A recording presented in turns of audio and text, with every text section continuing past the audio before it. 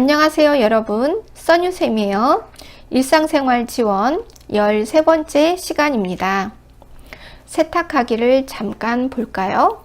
세탁물을 통해서 실금이나 하열 등이 있을 때는 우리 책임자에게 그때그때 잘 보고하도록 한다. 실금이 없던 분이 실금이 생겼으면 보고하셔야 되고요. 세탁물에 피나 고름이 묻어 있으면 어디에서 피가 나오고 고름이 나왔는지 확인해야 되기 때문에 보고를 하셔야죠. 그래서 의복과 옷감에 생긴 얼룩을 제거하는 방법을 좀 살펴보겠습니다. 커피가 묻었을 때는 탄산수에 10분 정도 담가둔 후에 세탁하면 잘 지워지고요. 식초와 주방 세제를 1:1 비율로 섞어서 문지르면 잘 지워집니다. 립스틱 같은 화장품은 클렌징 폼으로 지워도 잘 지워지고요. 튀김 기름이 묻었을 때는 주방용 세제를 몇 방울 떨어뜨리고 비벼서 제거하도록 합니다. 그리고 혈액이나 체액은 단백질 성분이죠. 우리가 단백질 성분이 묻은 옷과 행주 같은 것은 뜨거운 물로 닦으면 안 돼요. 뜨거운 물에 넣으면 단백질 고기이기 때문에 샤브샤브처럼 익어버려요. 그래서 찬물로 씻고 더운 물로 헹군다. 우리 몸은 60조의 세포로 되어 있다고 했죠. 우리 몸이 단백질이기 때문에 우리 몸에서 나오는 배설물은 대부분 단백질이다. 그래서 단백질 성분이 묻은 것을 닦고 할 때는 찬물로 씻고 더운 물로 헹군다. 찬물, 더운 물 공식을 기억하세요. 세탁 기호는 이 중에서 한 개 정도가 나올 때가 있는데 안 나올 때도 있어요. 그러니까 세탁 기호는 눈으로 한번 보아두시기 바랍니다. 특히 가위표가 써 있는 것은 하지 말라는 거죠. 하지 말라는 거를 한번 눈으로 살펴보시기 바래요. 우리가 삶으면 그 안에 묻어있는 세균이 죽어서 살균 효과가 있죠. 그래서 면이나 행주, 걸레는 삶으면 때도 빠지고 살균 효과도 있다. 건조하기, 건조는 말리는 것을 말해요. 흰색은 햇볕에 말려서 살균을 해야죠. 그래서 흰색의 면직물은 햇볕에 건조하는 것이 좋다. 그리고 색깔이 요란한 옷은 햇빛에 말리면 얼룩질 수가 있기 때문에 그늘에서 말리도록 한다. 이 니트는 그냥 걸면 늘어지죠. 그래서 채반등에 펴서 말리도록 한다. 청바지는 뒤집어서 말리도록 한다. 지퍼를 열어야 공기가 들어가서 잘 마르죠. 자, 이렇게 옷걸이 반짝반짝해져 이 그림을 우리는 해라고 약속을 했어요. 그래서 햇볕에 옷걸이에 걸어서 건조시킨다. 이렇게 사선이 되어 있으면 그늘이에요. 그래서 그늘에서 건조하는데 옷걸이에 걸어서 건조한다는 그림이에요. 햇빛이 있고 누워서 건조한다. 우리가 이제 다림질이 있는 그림이 있어요. 그런데 가위표를 주로 기억하세요. 다림질 할 수 없는 옷이라는 뜻이죠. 그러면 외출 동행 및 일상 업무 대행을 살펴보도록 하겠습니다. 외출이라는 것은 나가는 거예요. 나들이. 그래서 대상자와 함께 밖에 나갈 일이 있을 때는 대상자의 욕구를 확인하고 사전에 외출 계획을 세우도록 한다. 그리고 그에 따른 필요한 준비물을 잘 점검하도록 한다. 그리고 밖에 나가니까 우리의 대상자는 등급을 받으신 몸이 불편하신 분들이죠. 언제든지 낙상이 생길 수가 있어요. 그래서 대상자의 안전에 각별히 유의를 하는데 특히 낙상 사고를 주의하도록 한다. 외출을 동행할 때는 나가는 외출의 목적을 잘 파악해서 그에 맞는 준비를 잘 하도록 한다. 그리고 병원에 갈 거에 대비해서 신분증을 준비하고 항상 다니는 병원과 대상자의 건강 상태, 복약하는 상태를 보호자에게 확인받고 필요시 기저귀나 여보옷 등을 준비해서 함께 나가도록 한다. 동행 후에는 돌아왔어요. 얼굴과 손발을 흐르는 물에 30초 이상 잘 씻도록 하고 평상복으로 갈아입고 쉬게 한다. 그리고 밖에 나가서 볼일을 잘 보고 왔는지 의도한 대로 만족스러웠는지 확인하도록 한다. 일상 업무 대행은 심부름을 말해요. 물품 구매, 약타기, 은행, 관공서 가는 것을 심부름 해주는 건데 이것을 업무 대행이라고도 부릅니다. 그래서 업무 대행을 할 때는 이와 관계된 정보를 충분히 잘 듣고 그 다음에 협조를 구하도록 한다. 그리고 업무를 대행 중에 예를 들어 함께 병원에 갔어요. 또는 대신 약을 타러 갔어요. 그랬을 때는 그렇죠.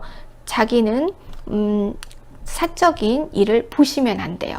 그래서 특히 대상자와 함께 병원에 갔을 때 어르신 그 진료하는 동안 저도 진료 받고 싶어요. 이렇게 진료를 받으시면 안 돼요.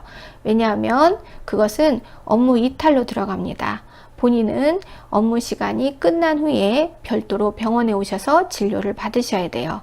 업무 대행 중 요양보호사 선생님은 자신의 사적인 일을 함께 병행하지 않으셔야 합니다. 그리고 정보를 제공해 주는 일이 있어요. 어르신이 무엇을 물어볼 때 잘 알려주는 것인데 그것을 정보 제공이라고 합니다. 알려주는 것, 어떻게 알려주셔야 되냐? 어르신이 알아들을 수 있는 단어를 골라서 쉬운 말로 반복해서 알려주도록 한다. 그리고 안전하고 쾌적한 주거 환경이 되도록 관리를 하셔야 되는데 우리 대상자들은 등급을 받으신 분들이에요. 그래서 언제든지 다칠 수가 있어요. 안전이라는 말은 다치지 않게 돌보도록 한다.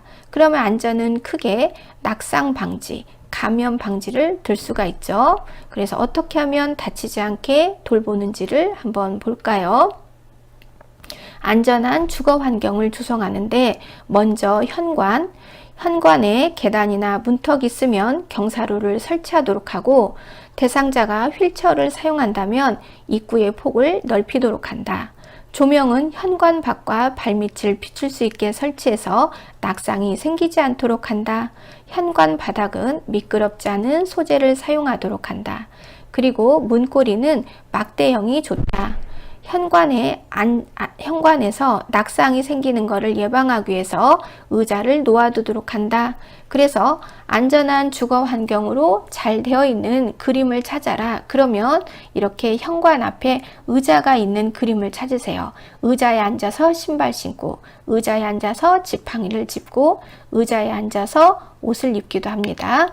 의자에 앉아서 어떤 행위를 하는 것, 그게 낙상을 예방하는 가장 좋은 방법이거든요. 그래서 현관 앞에 의자가 있는 그림이 정답이에요. 그리고 걸려 넘어질 만한 물건은 현관 앞에 두지 않도록 한다. 거실도 역시나 문턱을 없애도록 한다. 거실은 넓으면 넓을수록 좋겠죠. 그리고 전기 코드 등은 벽 쪽으로 고정시키고 걸려 넘어질 만한 물건은 두지 않도록 한다. 대상자의 방은 습기가 차지 않고 공기가 깨끗하며 조용하고 햇빛이 잘 비치는 남향이 좋다. 화장실은 되도록 가깝게 있는 게 좋겠죠. 그리고 역시나 출입구에 문턱이 없는 게 좋다. 그리고 대상자가 자주 쓰는 물건 등은 가까이 두도록 하고 요양보호 필요한 물건은 항상 손이 닿는 곳에 두도록 한다. 그리고 그림이나 사진을 걸을 일이 있을 때는 떨어지지 않도록 안전하게 걸도록 한다. 햇빛을 차단하지 않도록 창가에 물건을 두지 않도록 하고 커튼을 이용해서 온도와 채광과 소음을 조절하도록 한다. 비상시를 대비해서 인터폰, 전화, 비상벨을 설치하도록 한다.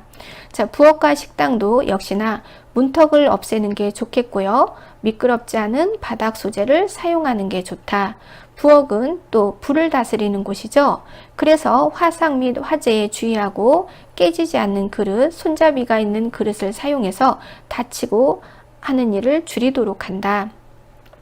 그 다음에 휠체어를 쓰는 분은 휠체어에 앉아서도 이용할 수 있는 식탁을 사용하도록 하고 높이는 대상자의 앉은 키와 휠체어의 높이를 고려해서 만들도록 한다.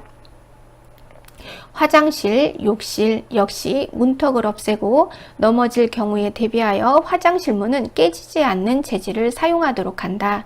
그리고 대상자가 쓰기 편한 쪽이나 마비가 없는 건강한 세면 쪽에 손잡이를 설치하도록 한다. 그러면 왼쪽이 마비된 환자, 어느 쪽에 손잡이를 설치하냐? 건강한 쪽이 오른쪽이죠? 그러니까 오른쪽에 설치한다.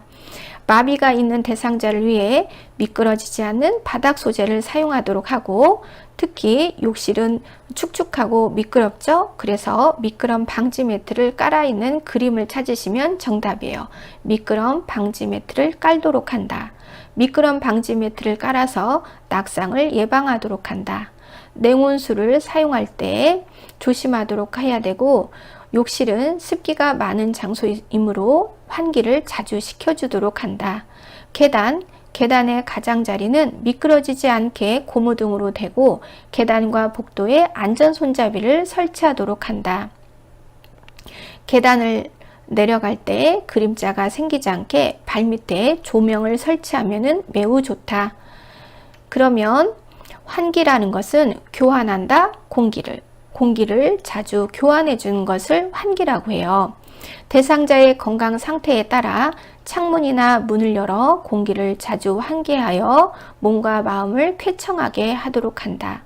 환기는 하루에 적어도 2번 정도, 3번 정도는 시키도록 하는데, 한 번 문을 열고 10분에서 30분 사이로 하는데, 이 대상자들은 지방층이 얇아서 추위에 약하죠. 그래서 환기할 때는 바람이 대상자에게 직접 닿지 않도록 조심하도록 한다.